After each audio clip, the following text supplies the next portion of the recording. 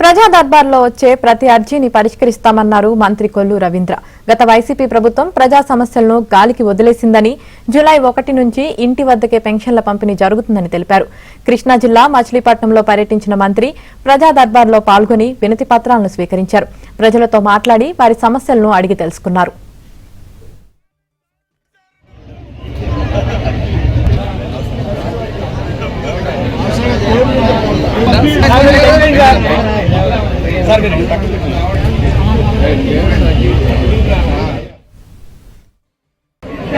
ప్రతివారం కూడా ఏంటంటే రాష్ట్ర సమస్యలు ఉన్నాయి కాబట్టి